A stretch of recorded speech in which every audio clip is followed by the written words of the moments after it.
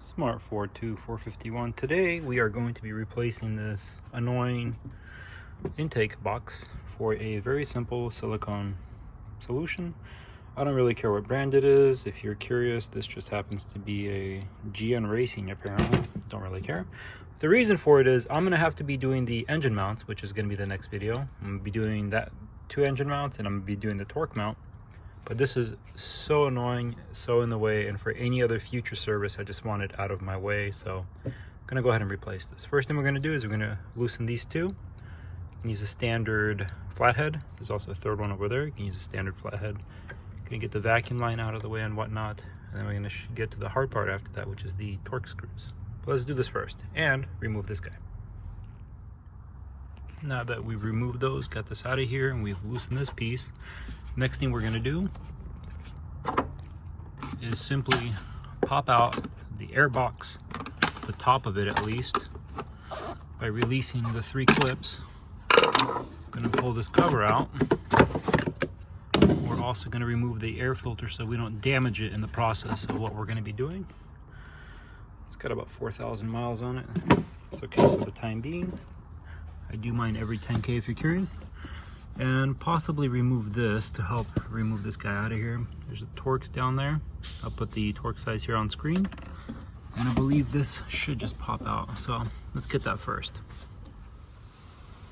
So those two just happen to be Torx T30. There's one back there. And there's another one right there. So see if we can pull this out. You'll probably notice that you can't pull this out yet. You can pull it up and disconnect it, but there's no space to pull it out just yet. So what we're gonna do next is we're gonna disconnect this breather hose that goes to the intake box here. And there's gonna be torque screws down there that we're gonna go ahead and pull out, and I'm gonna show you that in just a second. So I got a magnet here set up with a flashlight, and right there you can see it. It's a Torx T30. It's gonna be this bolt right here. You're going to be getting it backwards, so get some kind of a tool in there and just remove that bolt. So I was able to remove that bolt, and it is literally the same thing as the other two. It's a T30. If you're curious how I did it, this is the tool contraption I use, just standard micro ratchet with a T30 head adapter. Nice simple solution. Torx T30 with this little adapter, and just unscrew it going backwards.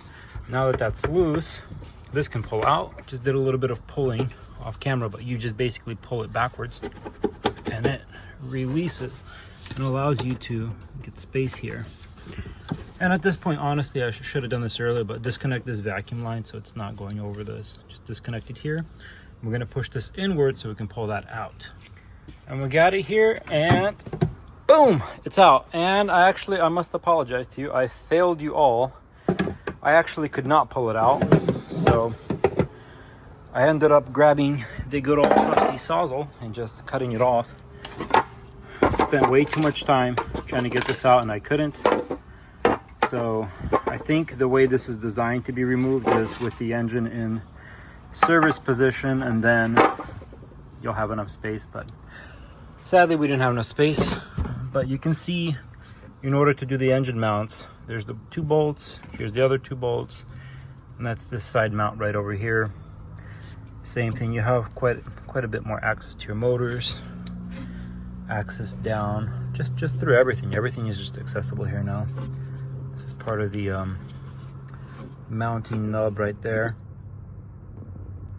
where the air intake clicks into place. We have our bolt here where the air intake would go through. So what I'm going to do is I'm actually going to save all this. I'm going to put all this back in.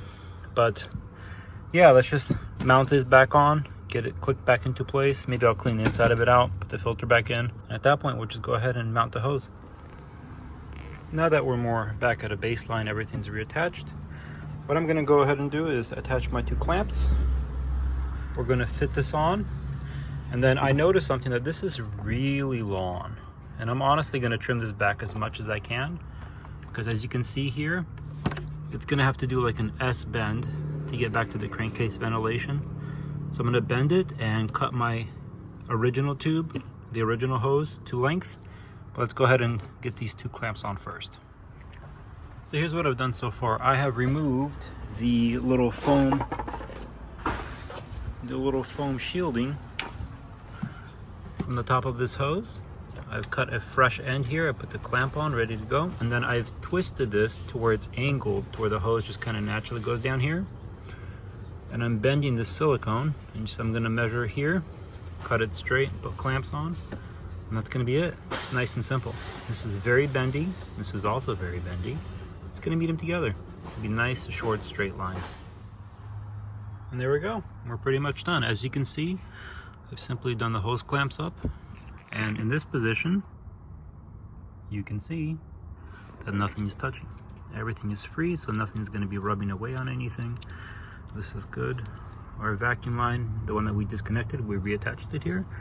And as you can see, it's not even touching anything. So that little piece clamp that held it from touching anything kind of molded its shape. And if it ever does wear through for whatever reason, it's very simple to replace. That's on, that's on. And I can easily do my engine mount here, no issues whatsoever. But there you go. That's how you attach the simple intake replacement, I guess. Instead of having this giant clunky thing, you can have this nice simple solution. And the main benefit of this is allowing you to work around it, to do everything much easier, get all over the place without having this giant air box in the way. But there you go, that's it. If you wanted to do it without cutting up the old intake, you probably could either finagle and try to shove it somewhere. I just didn't want to risk breaking any connectors, breaking any wiring, pulling on anything, destroying the O2 sensor that's down here, just sitting around. Everything is just so close. I thought it was safer to just cut it, throw it away, and just have this. But there you go. I hope this helped you out. If you liked it, please like the video. If you have any questions, just comment. I'll answer them as much as I can. Hope you learned something today. Have a nice day.